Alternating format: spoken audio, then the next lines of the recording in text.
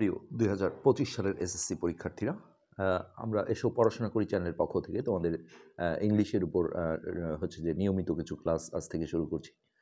তো অন্যান্য পার্টগুলো দেখতে গেলে আমরা বিশেষভাবে তোমাদের একটা প্লেলিস্ট তৈরি করেছি এই ইংলিশের প্রস্তুতির উপর। পরবর্তীতে আমরা গণিতের উপরে করব, সেটাও তোমরা ভিডিও নিচে প্লেলিস্টের লিঙ্ক পেয়ে যাবে।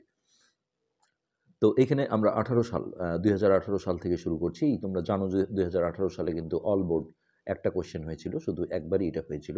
তারপর প্রতিটা বোর্ড আলাদা আলাদা কোশ্চেন হয়েছিল। তো আমরা ইংলিশ সেকেন্ড পেপারের হচ্ছে যে 1 নম্বর যে আইটেমটা রয়েছে এটা নিয়ে আলোচনা করব আজকে। তো এখানে যেটা থাকে যে fill in the blanks with the words from the box, অর্থাৎ এখানে অপশন থেকে আমাদের ওয়ার্ডগুলো বাছাই করে সেগুলো শূন্যস্থানগুলো পূর্ণ করতে হবে।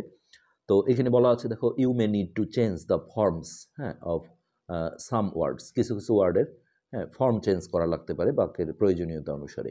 যেমন ধরো কাইন্ড আছে, হয়তো বা বাক্যে কাইন্ড মানে তো দয়ালু, কিন্তু বাক্যে মিনিং করছে হয়তো দয়া, অর্থাৎ কাইন্ডনেস বসবে, এরকম ফর্ম চেঞ্জ করা লাগতে পারে। অথবা গুড আছে, সেখানে বেটার বেস্ট বসানো লাগতে পারে, এরকম ডিগ্রিগত চেঞ্জও কিছু হতে পারে। আরেকটা কথা বলা হয়েছে, you may need to use one word more than once. তোমার মে মানে হচ্ছে সম্ভাবনা, নাও লাগতে পারে। তোমার একটা ওয়ার্ডকে একাধিকবার ব্যবহার করার প্রয়োজন হতে পারে।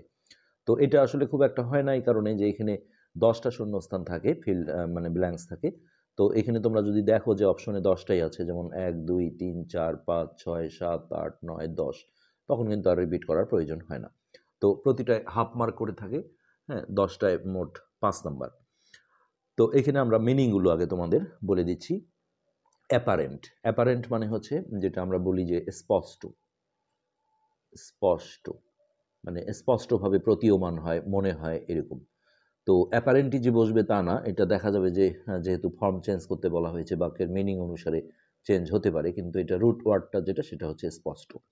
ব্যাড মানে আমরা জানি খারাপ। তো ব্যাডের যে ব্যাড হচ্ছে একটা পজিটিভ ফর্মের ডিগ্রি, এখানে কম্পারেটিভ ফর্ম হচ্ছে ওর্স, সুপারলেটিভে ওর্স্ট, এরকমও কিছু হতে পারে।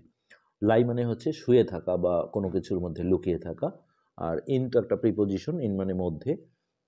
শর্টস যেমন প্রকার, মানে যেমন আমরা কাইন্ড বলি, মেনি কাইন্ড, সেরকম।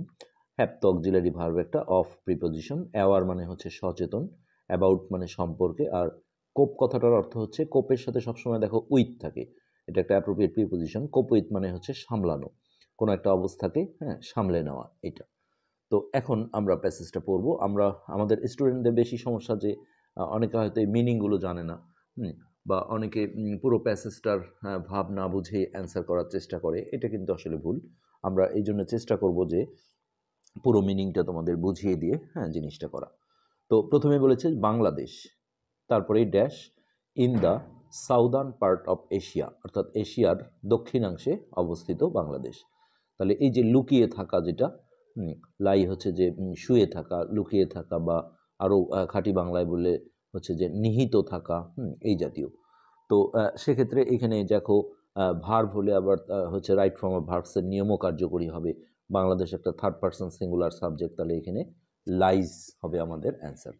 আমরা এ নাম্বারটা লিখছি। এ নাম্বারের উত্তর হচ্ছে লাইজ, LIES। একটা এস যুক্ত করতে হবে, যেহেতু ভার্ব ছিল এটা, plus third person singular subject ছিল। তো Bangladesh lies in the southern part of Asia. Bangladesh লুকিয়ে আছে বা নিহিত আছে বা শুয়ে আছে, যেভাবেই ধরো, এশিয়ার হচ্ছে দক্ষিণাংশে অবস্থিত। তো এরপরে সি, তো কান্ট্রিকে, দেশকে হচ্ছে যে মায়ের সাথে যেহেতু তুলনা করে, এই জন্য হচ্ছে স্ত্রীলিঙ্গ বাচক, অর্থাৎ সি দিয়ে তুলনা করা হয়। শি ইজ নাও। তো ইন দ্য গ্রিপ মানে হচ্ছে থাবা, যেটা বলে, মানে যেমন হচ্ছে যে কি বলবো, দূষণের থাবায় আছে, এরকম। কোনো কিছুর মধ্যে আবদ্ধ আছে, এরকম। তো শি ইজ নাও, এইটা হবে দেখো অ্যাপারেন্টলি। লি কেন হচ্ছে, LY লি দিলে এটা অ্যাডভার্ব হয়ে যায়। তো মিনিংটা দেখো এরকম, she is now apparently in the grip of. তাহলে স্পষ্টভাবে, অ্যাপারেন্টলি মানে হচ্ছে স্পষ্টভাবে। LY লি থাকলে এটা অ্যাডভার্ব হয় এবং মিনিংটা হয় ভাবে। তাহলে বি নাম্বারের যে অ্যান্সার সেটা হচ্ছে অ্যাপারেন্টলি,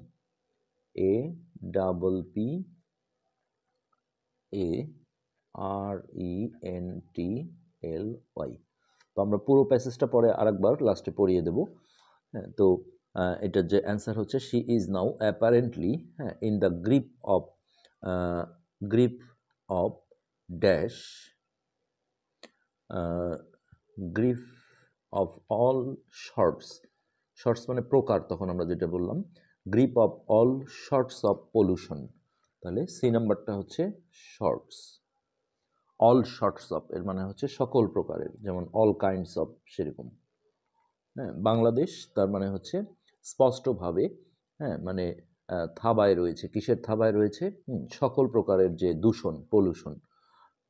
লাইক মানে যেমন এয়ার পলিউশন, বায়ু দূষণ, সয়েল পলিউশন, মাটি দূষণ, অ্যান্ড ওয়াটার পলিউশন, পানি দূষণ। দ্য ডিওয়েলার্স, ডিওয়েলার্স মানে হচ্ছে অধিবাসীরা, যারা বসবাস করে। The dwellers of the urban areas, অর্থাৎ যারা শহরে বাস করে। আরবান মানে হচ্ছে পৌর এলাকা অর্থাৎ শহর। Are the dash সাফারার্স of such pollution, such মানে হচ্ছে এমন। তাহলে আর দা, এখানে দেখো ওর্স্ট হবে, যেটা আমরা প্রথমে বলেছিলাম। হ্যাঁ, যেমন দা থাকলে কিন্তু তখন আর পজিটিভ ফর্মটা হয় না, সুপারলেটিভ ফর্ম হচ্ছে ব্যাড ওর্স, ওর্স্ট। ওর্স হচ্ছে তোমার কম্প্যারেটিভ ফর্ম, হ্যাঁ, আর ওর্স্ট হচ্ছে সুপারলেটিভ ফর্ম। তাহলে ডি নাম্বারের অ্যান্সার আমাদের দিতে হবে ওর্স্ট, মানে সবচেয়ে খারাপ, WORST, ওর্স্ট। এইভাবে এগুলো কিন্তু আসলে প্র্যাকটিস করতে হবে। আমরা দেখেছি বোর্ড কোয়েশ্চেনগুলো সলভ করলে মোটামুটি কিন্তু ঘুরে ফিরে দেখা যায় কমন আসে। হ্যাঁ, এটা আমরা স্পেসিফিক বলবো না যে কোন বোর্ডের জন্য, কেননা বিভিন্ন বোর্ডের কোয়েশ্চেনগুলোই আসলে বিভিন্নভাবে আবারও রিপিট হয়ে আসে। তো এই জায়গাটা আমরা ওর্স্ট বসালাম।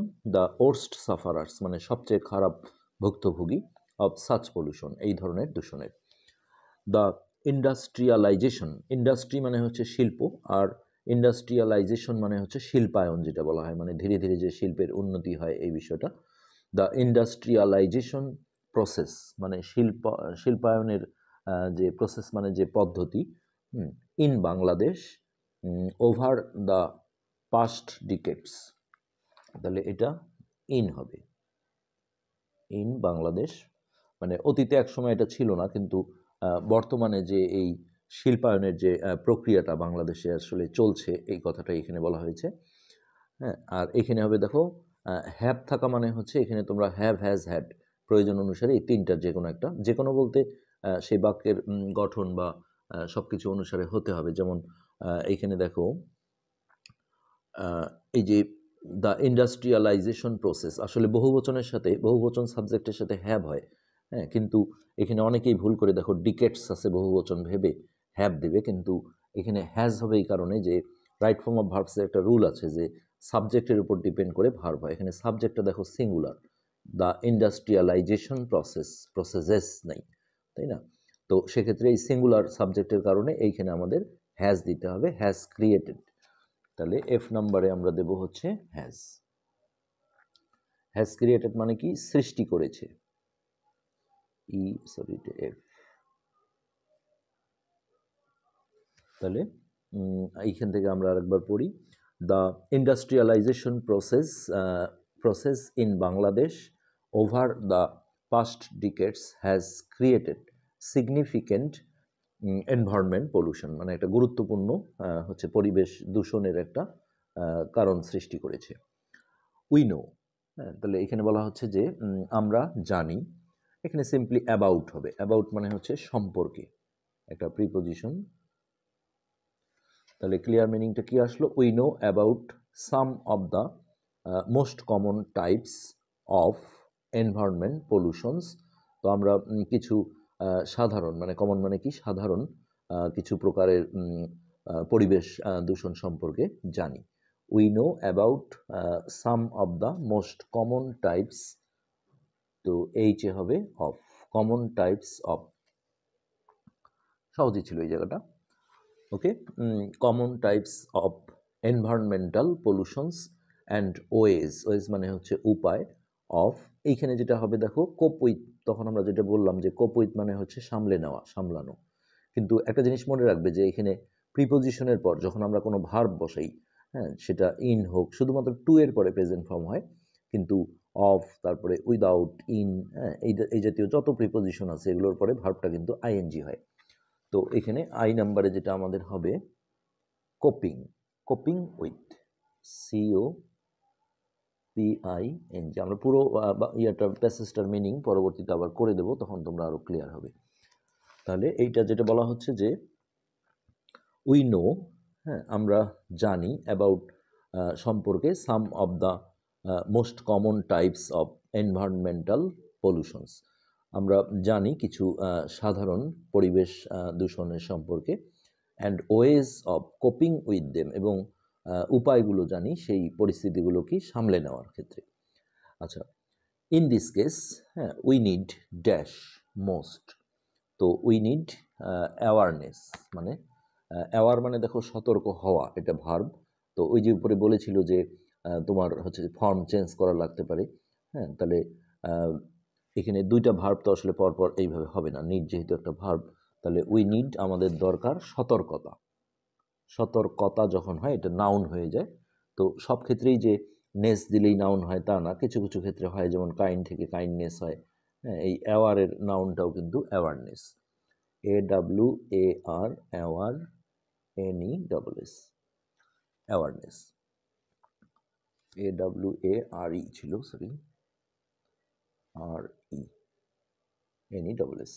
এবার আমরা পুরো প্যাসেজটার একটা সম্পূর্ণভাবে মিনিং করে দিই, তাহলে তোমাদের বিষয়টা কিন্তু ক্লিয়ার হয়ে যাবে।